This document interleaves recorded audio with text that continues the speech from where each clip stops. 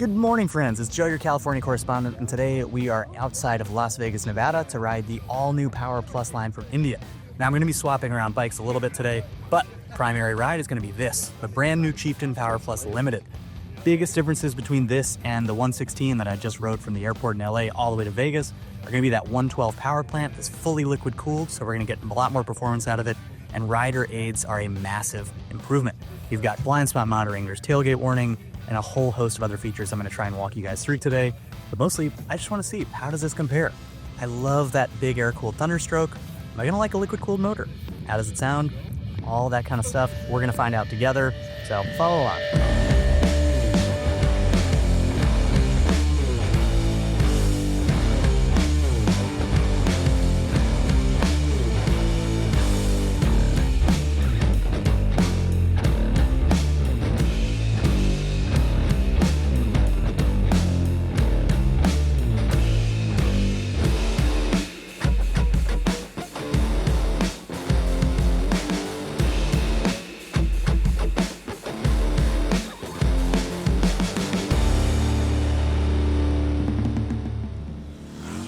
All right, moment of truth. Can a fully liquid-cooled big twin still sound as good as an air-cooled 116? The answer is yes. I honestly cannot tell the difference between the way these motors sounds, and that's a good thing. Sure, the 112 is no gem of a jewel of a beautiful thing to look at quite like the 116, but as long as it's smoother and provides all the power and fun I want, we're golden. And we're off. As we pull out of the parking lot here, I want to talk a little bit about my time on the 116 Chieftain that I rode 250 miles from LA all the way to Vegas yesterday. Now, I love that air-cooled 116. I think it's a fantastic motor that just tugs your heartstrings in all the right ways. But I did have a few inherent issues with that bike that I'm hoping these brand new PowerPlus bikes resolve for me. Number one is fueling. That motor is fantastic everywhere, but I did find often if you're trying to blip the throttle, for example, to rev match a downshift, unless you are really cranking on it and giving it like 40% or more, it kind of falls on its face a little bit. The fueling off the bottom isn't great. That's definitely not a unique to Indian problem as emissions get stricter and stricter, but there's nothing more deflating than when you're riding along and you go to rev the bike and just it flutters and it kind of falls on its face right off idle. So I'm hoping the power stroke is a little bit more smooth in that initial throttle pickup. The other big change I want to see is with wind protection. Bagger or touring chassis aside, these bikes were meant to do long days and long miles, and I found the stock windscreen that came on last year's Chieftain just didn't do it for me. I'm 5'11", I have a 32-inch inseam.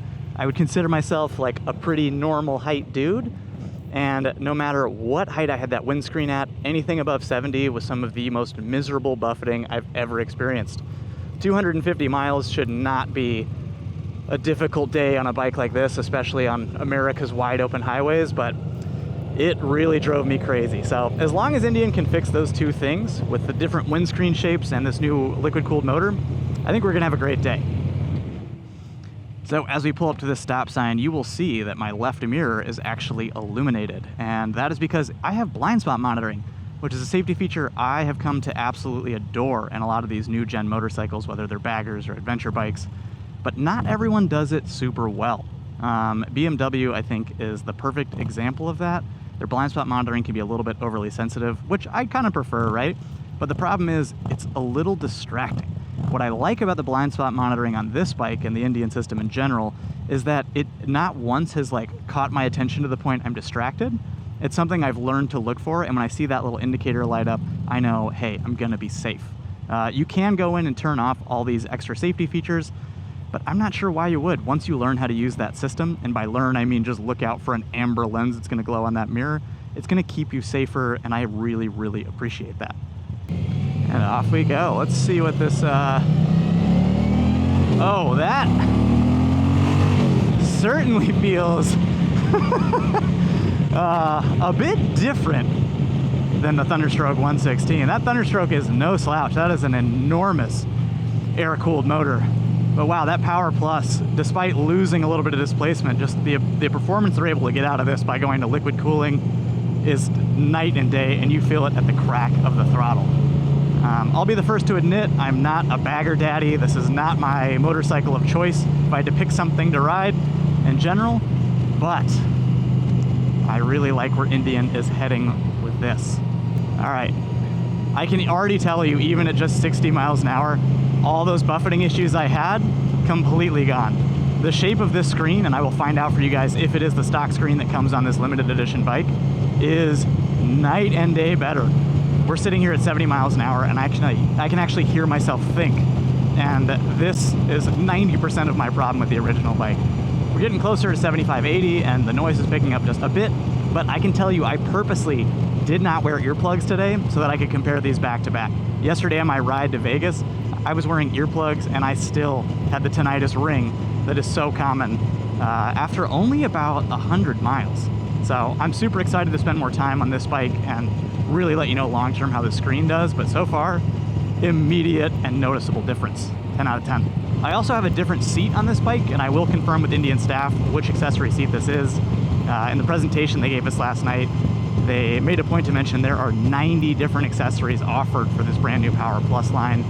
And I can already tell you right out of the gate, this PowerPlus motor, the throttle response when you have these small inputs, whether it's correctional or you're just blipping for that downshift, so much more direct. It doesn't feel like there's quite as much bottom end punch, and I did make sure the bike was in sport mode so I could match back to back with the 116. But I feel like what you're giving up just a little bit in that bottom end grunt is really coming through with so much more direct throttle feel and a lot more smoothness, and really helps change a lot of like the issues I had with that 116 Thunderstroke. So the other thing to note is I think the Power Stroke bike I was on actually had one of the performance slip-ons, so the sound is going to be a little different, but for a stock motor, I'm surprised. A lot of the Harleys I've ridden sound super anemic. This actually has a pretty nice tone, all things considered. So definitely want to hear bikes more like that have nice exhaust. All right, first half of the day is complete, and it's time for a switcheroo. So, gone is the Chieftain. Hello. Is this Indian PowerPlus Challenger Dark Horse?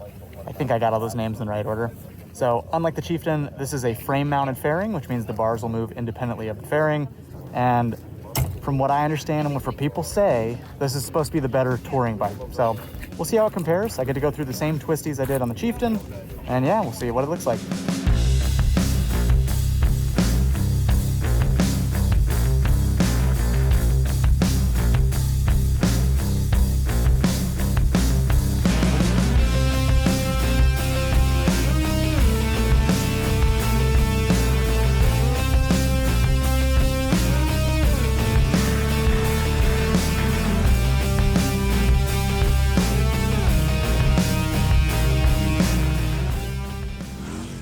Hey y'all, Joe here, and today I'm going to quickly talk about the sponsor of this video, Quadlock. Now, full disclosure, I did just celebrate my 1-year anniversary working for Quadlock, but as a customer, I've used their cases and mounts for the last 6 years and over 100,000 miles of riding everything from big twins like this, supermotos, adventure bikes, you name it. I have never lost a phone and I have never nuked a camera thanks to these products. Now, really quickly, I'm going to walk you through the setup I have on this. But this will kind of work on any touring platform bikes or baggers where you have a nice handlebar and no access to this top clamp. So what I'm doing is using the medium handlebar clamp on the bottom, the single pivot arm in the middle. You know I gotta have that vibration dampener, and then the locking lever on top. This allowed me on this platform to perfectly set up my phone at the angle I wanted, and just like that, you lock it on and you are ready to go. If you want to get this set up, I'll put a link in the bio for exactly what I have here, and you can check out more at quadlockcase.net. Let's get back to the ride. All right, so as you can tell, the cockpit in front of me has changed, and that's because I'm now on the Challenger we were talking about earlier. So same engine, same 112 PowerPlus as the other bike. This is the Dark Horse edition, so all blacked out finishes instead of the chrome. And immediately, even though it's about the same size as the Chieftain, it just feels massive. The cockpit is so far away, so we'll see what that means in terms of wind protection. But I'm stoked. Oh man, ergonomically this feels so much more relaxed right out of the gate.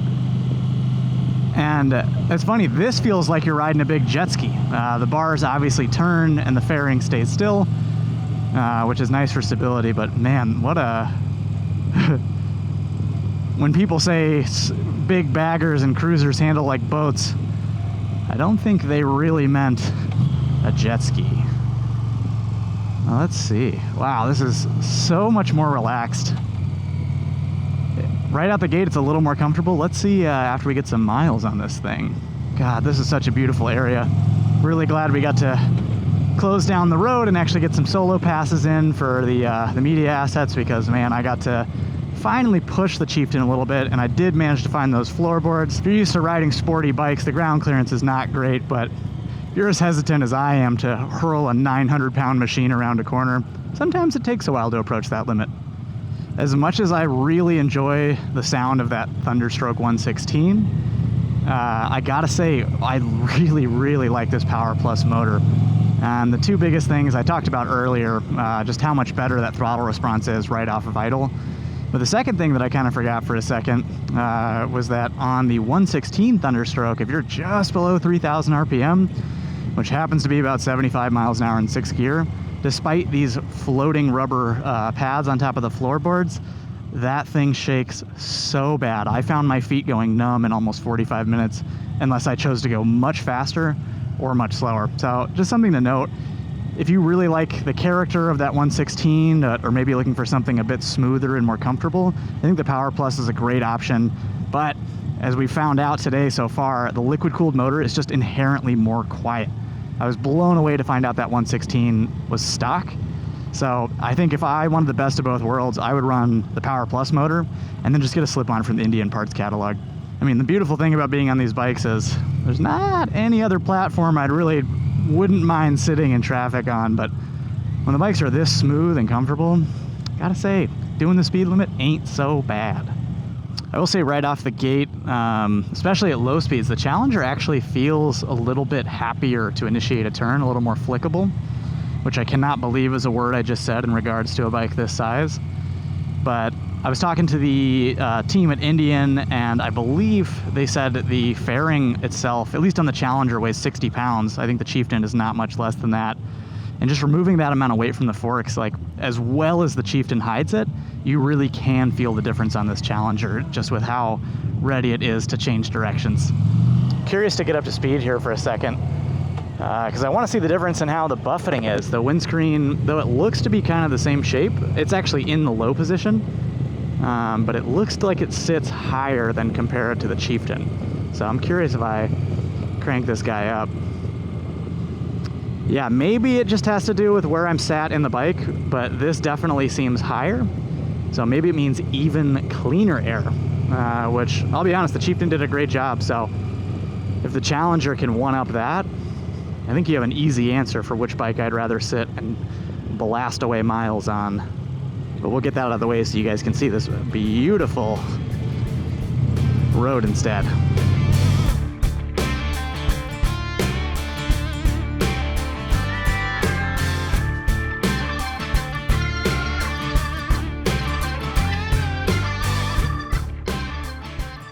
Now, with any bike, you can absolutely customize it and change out parts, but I gotta say, I really do prefer the amount of pullback on these Challenger bars. The Chieftain's still pretty comfortable. It's just definitely a more upright and kind of engaged riding position.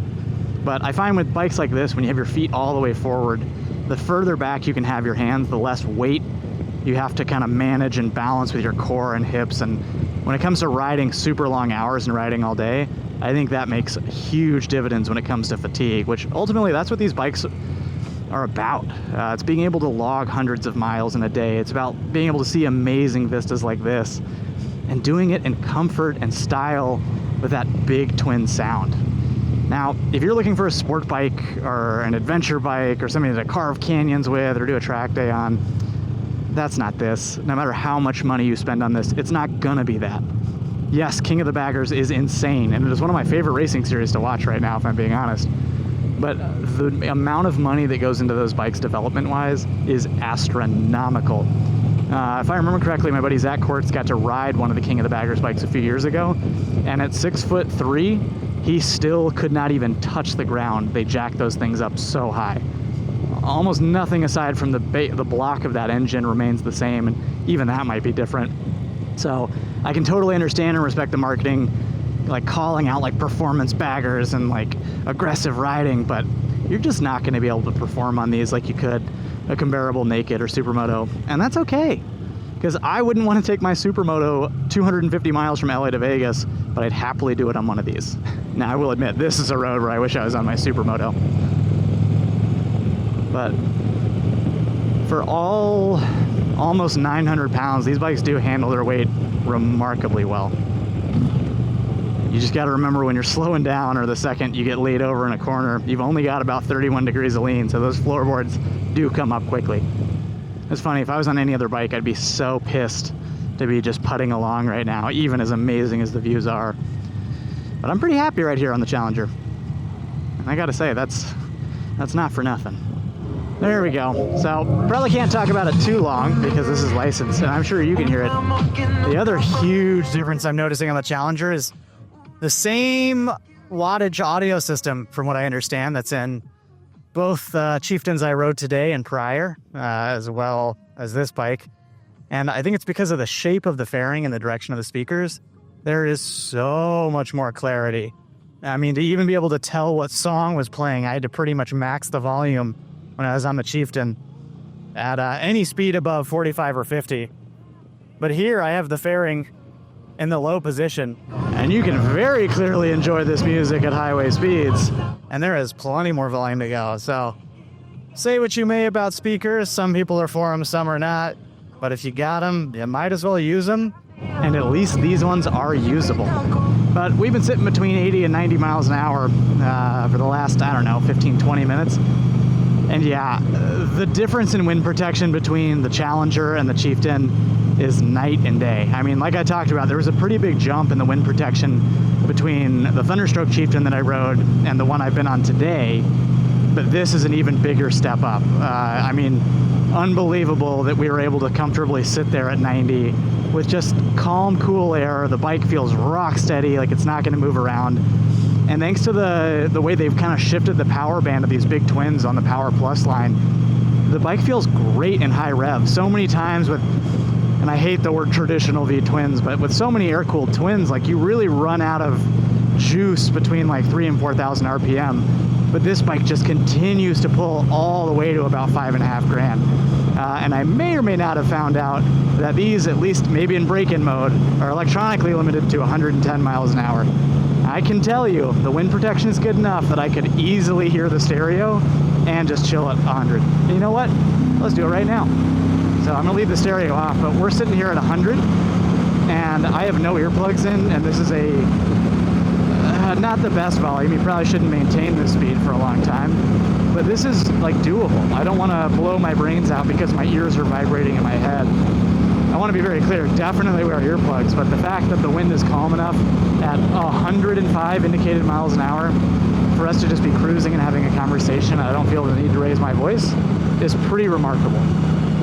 These are the roads that these bikes were made for. I don't care if you're on a Chieftain, a Challenger, a road glide, a street glide, a dirt glide, whatever they are. There's so many damn cruisers and so many names and trim models. But this is the kind of road that was meant to be ridden on a big twin bagger, and you cannot convince me otherwise. Now, despite all of its improvements, it's smoother, it's faster, it's got more linear power. The 112 isn't perfect. There are a few drawbacks. Number one, for me, exhaust note. That Thunderstroke 116, despite all of its flaws, sounds fantastic. It is insane to me that that bike I was riding in LA actually had the stock exhaust on it, because it sounded like the perfect aftermarket pipe.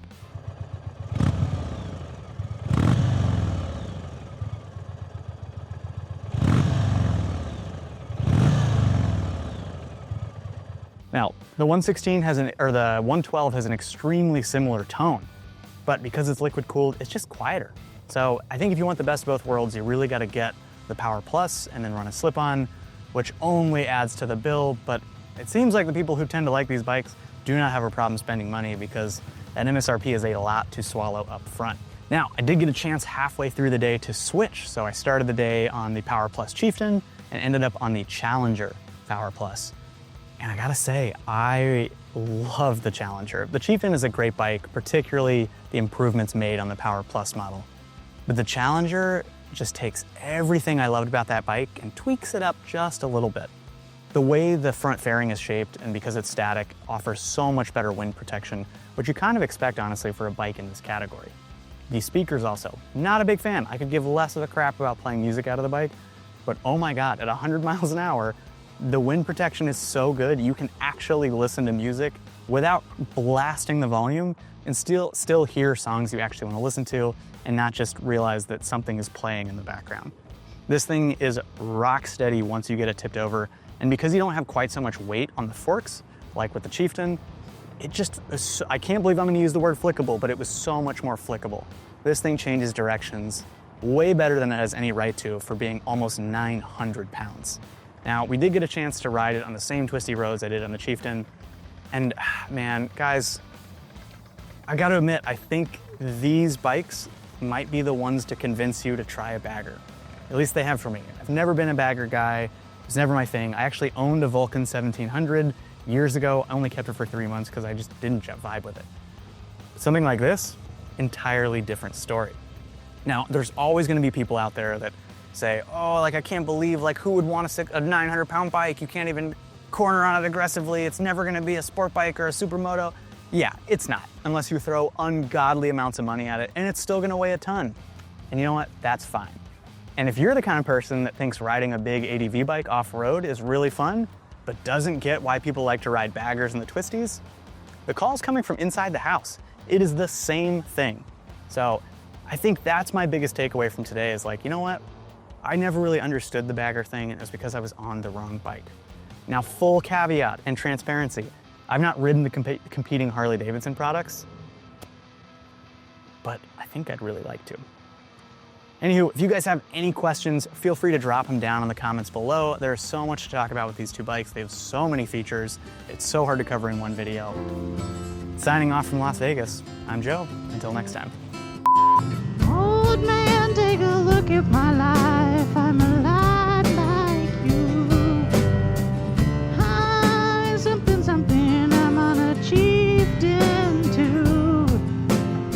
Look at the stars in front of us, Challenger ST. That's not a trim level you can get in this bike, but it rhymes for me.